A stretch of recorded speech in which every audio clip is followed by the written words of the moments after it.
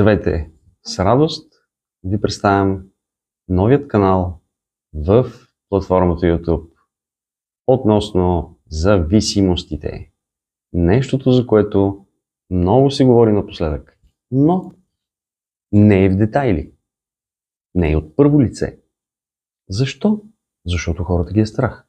Да си покажат лицата и да кажат: аз съм зависим, аз имам зависимост към това и това. Мога да ги изреда. Емоционална, физическа, психическа.